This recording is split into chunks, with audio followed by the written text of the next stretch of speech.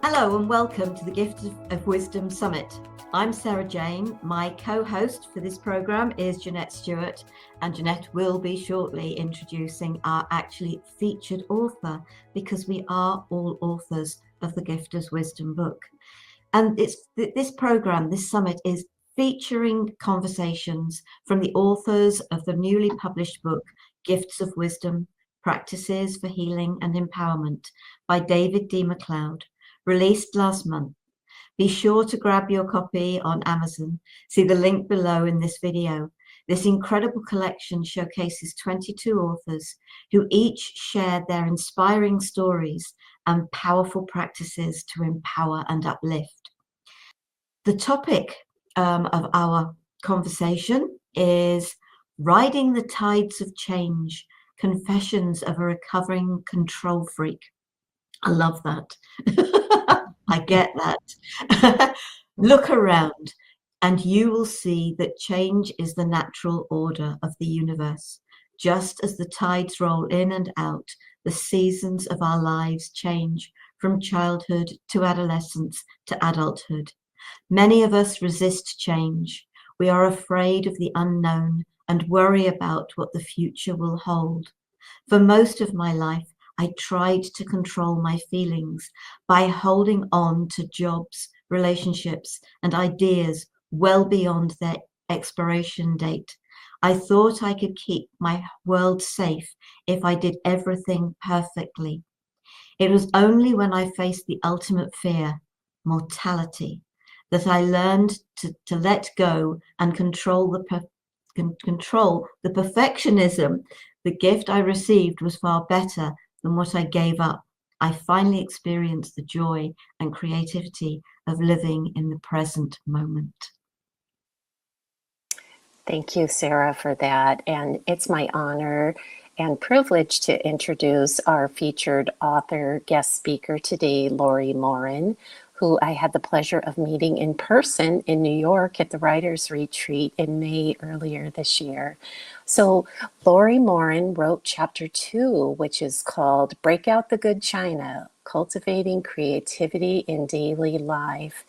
And a bit about Laurie is that she is a retired law professor and a recovering control freak. She discovered her passion for writing and creativity when she learned to give up control and perfectionism. She's the author of Shero's Journey and several chapters in Brave Healer collaborative books, including a chapter on creativity in this beautiful edition of Gifts of Wisdom. As a story doula, Laurie is on a mission to help as many people as possible turn their personal experiences into life-changing books. Take it away, Sarah. Thank you, Janette. Laurie, welcome. It's a pleasure to have you here. What was the greatest gift or surprise during the Gifts of Wisdom process for you? Thank you both for the kind introductions. I'm so happy to be here with my fellow authors. And I would have to say, the most inspiring gift was meeting all the remarkable authors of this book and hearing their stories. But if you want to talk about surprises, I learned about this book when I was on the retreat that Janette talked about. And it was already well in process when I decided to sign up. I signed up because I thought, I believe in this. I believe, we learn these life lessons and we need to pass them on because somebody else may need to hear what we've learned. But I had no idea what I was going to write about. I had already written several chapters. I thought maybe I had tapped out my wisdom, but I decided to go for it anyway and had a conversation with David. And I wasn't coming up with an idea, so I used automatic writing at night to ask my higher self, my guides, what should I write about? What is the gift that I want to pass along? And to my surprise, I woke up the next morning with this idea about creativity, which I'll talk more about as we go along today. So that was the most surprising thing. Awesome. And Laurie, what are you most excited to share with the audience today? I think the most exciting thing about this journey for me has been learning that when you give up control, it doesn't mean you stop guiding your life. It means that you stop obsessing about it. And you can't have joy when you're obsessing about every detail and trying to control every detail. So when you give up that control, that's when the joy comes in. Oh, you're speaking my love language here. So, thank you. And I get this. And maybe you've partially answered this, but you call yourself a recovering control freak. How did the control issues manifest for you? Well, I've had control issues since I was a very young child. It was the way that I learned to protect myself in my family, which was somewhat chaotic. I mean, it was a pretty normal family, but I was one of those shy, highly sensitive kids. I was always being told I was too sensitive, and the yelling and the general chaos of living in a family affected me deeply. So I decided at a young age, if I do everything perfectly, if I sit on the couch and don't talk, if I don't mess up my clothes so my mother has to iron them again, if I get good grades in school, all will be well. And it was a pattern that I developed, and I thought it protected me, so I kept it up through way too many years of my life. Oh, and Yeah. I 100% get that. I really do. So thank you for sharing.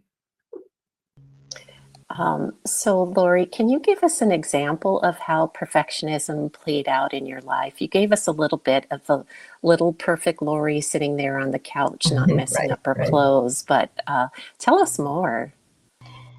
So I think I talk about this in my chapter actually. I was a straight A student all through grammar school. And when I was in the fifth grade, I had a teacher who decided that she needed to teach me that I wasn't perfect. And she gave me a D in art. And it broke my little heart, my little perfectionist heart, because I couldn't control it. There was nothing I could do about it.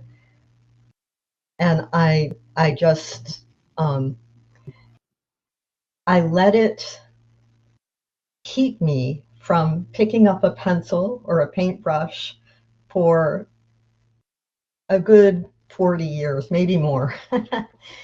um, so it was those kinds of little things that, you look back on and you say, I could have had an entirely different life. When I was in college, there was a part of me that wanted to be a writer.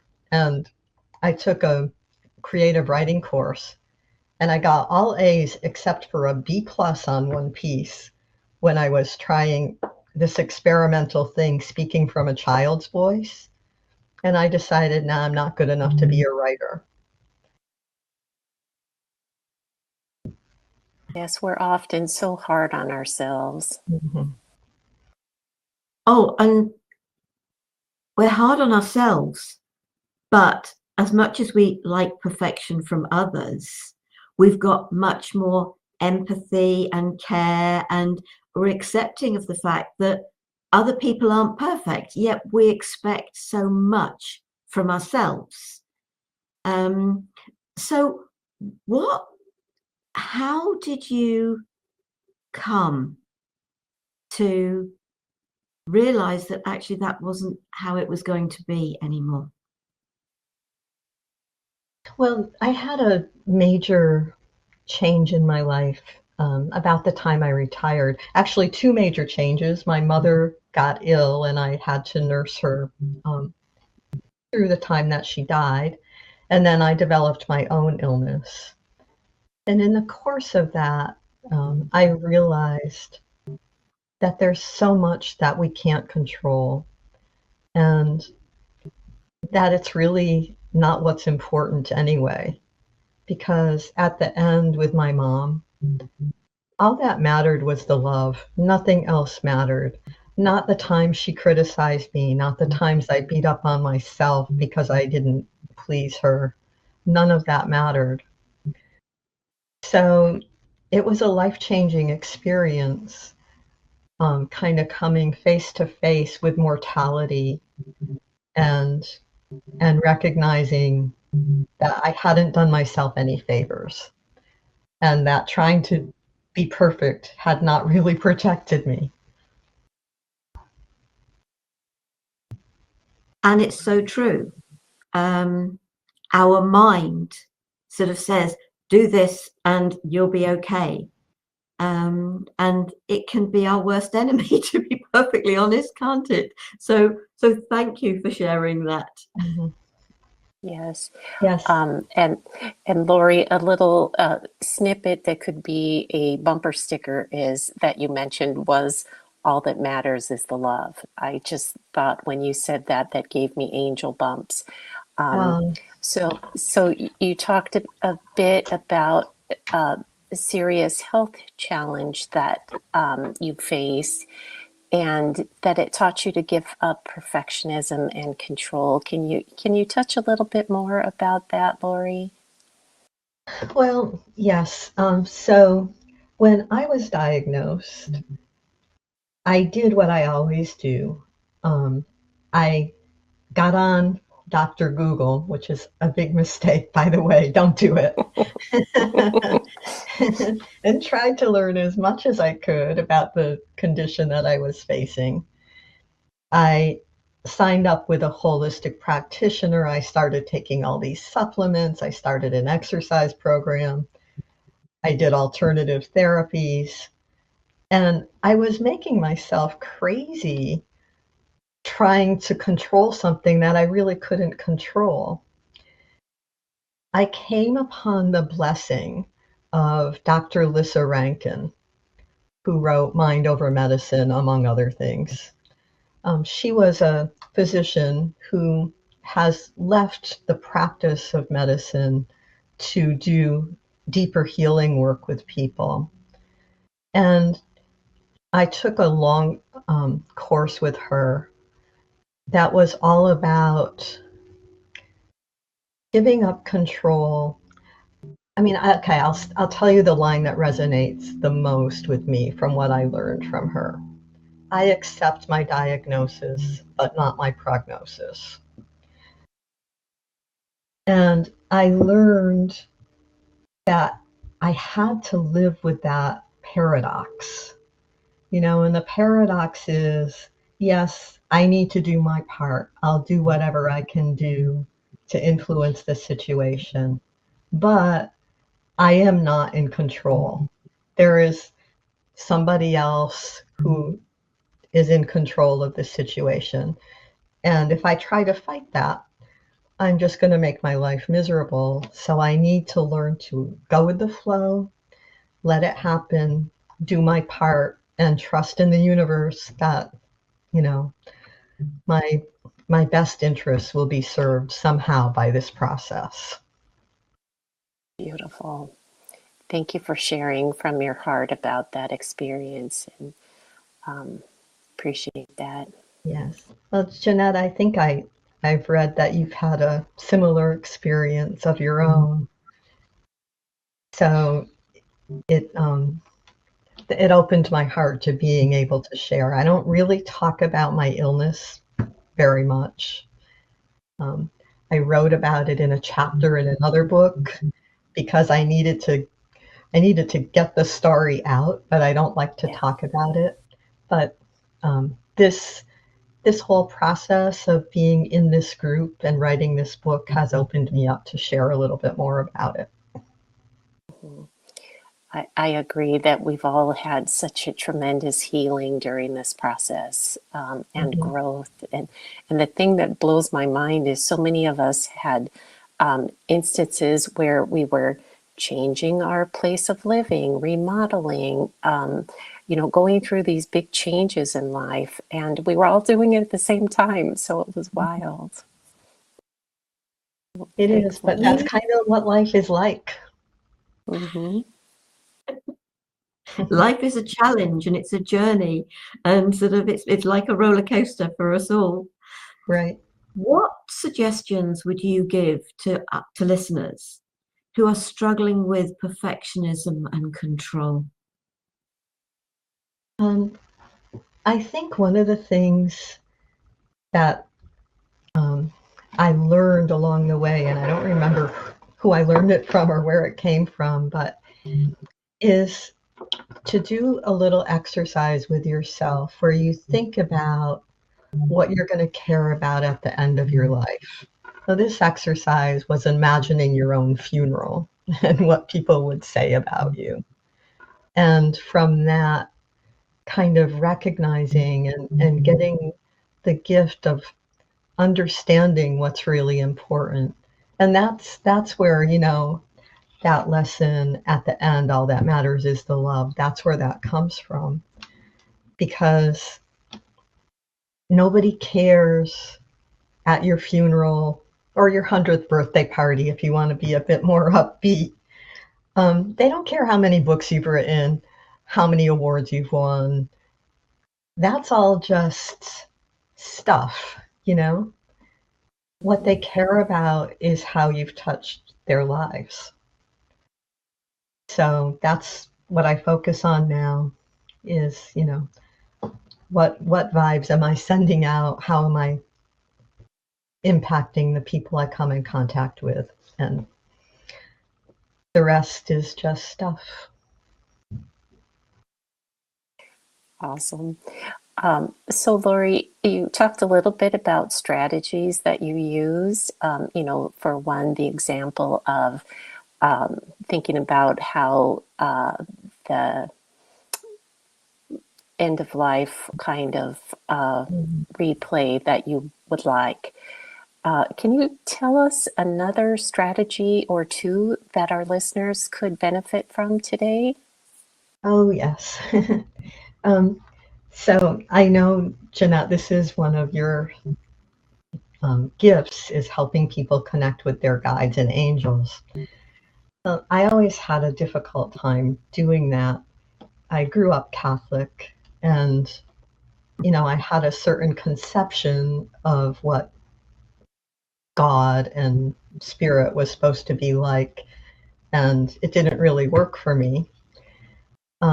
So I finally came across a spiritual teacher who practiced automatic writing. And I love to write. That's the way I express myself best. So I got in the practice of asking written questions to my guides at night, not knowing who they were, not being able to see them, but just asking questions. And usually waking up in the morning with some kind of answer. So that's one of the practices I do pretty regularly. Another thing that really helped me is reading Tosha Silver's Outrageous Openness. And I actually bought her tarot deck. So all of her cards are about allowing the universe to lead. And I'll draw a card and see what kind of allowing I'm meant to do today.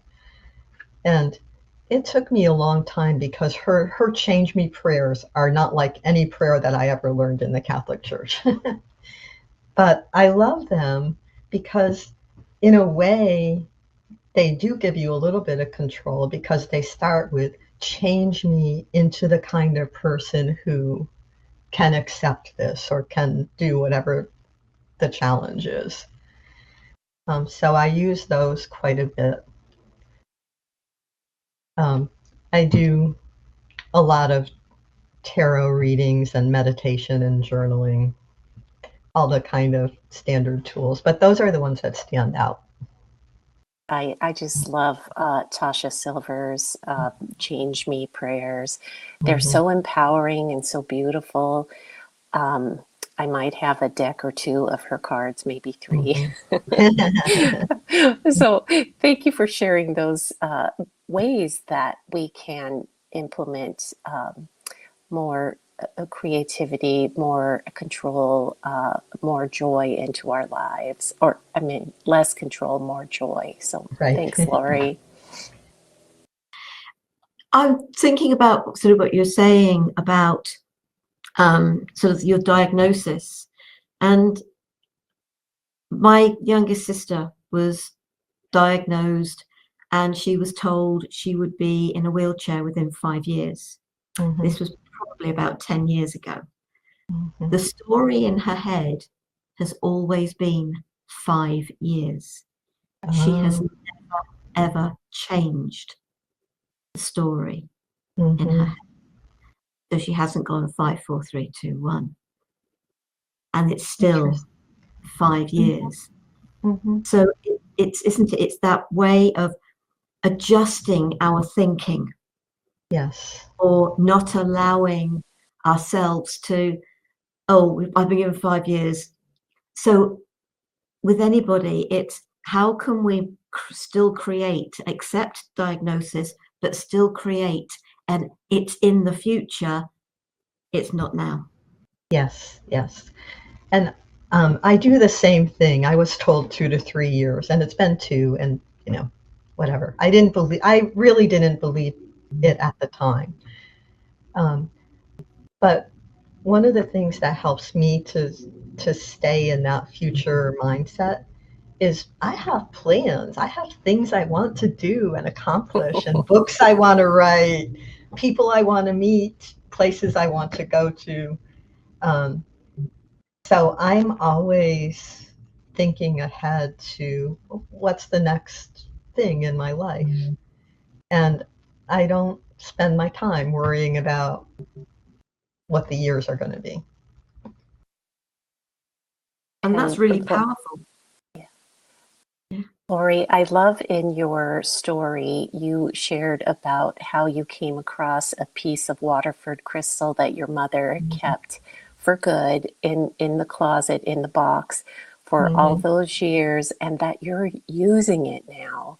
And Yes, I just think that that's a really good metaphor for our lives. Don't save it for good because the good is now. the Use it good is now. now. Yeah, Right. love Yes, that. Love that. absolutely. And that's Yeah. how you're living your life with the diagnosis with, okay, I'm moving forward. I've got plans, things I want to do. So awesome. Those are great strategies.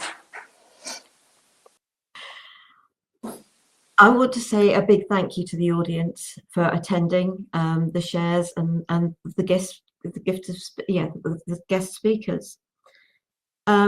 Laurie, you have a gift that you are offering to people, and it's a 20-minute coaching call with you to liberate your creativity. So, Janette, over to you. Yeah, thank you. And Laurie, we're so grateful that you came and shared your wisdom, not only here today, but also in the book Gifts of Wisdom.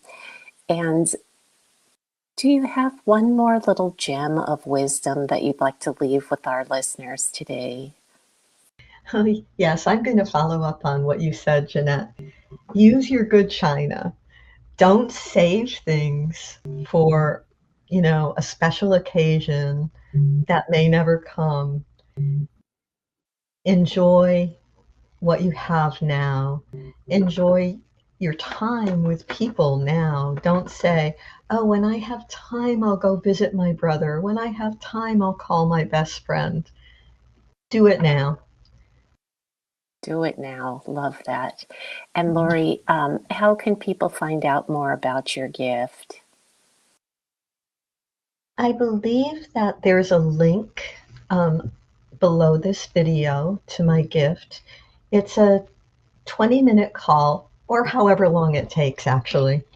Um, And as you can guess, when it's about liberating your creativity, it's about giving up control. It's about letting go of the blocks that are blocking your creativity. So I love to help people do that now that I've learned to do that for myself, and love to get your call. Thank you, Laurie. Appreciate all of the goodness that you've shared with us today, and thank you very much. Thank you, Sarah. Thank you Thank both you. for Thank you, Janette.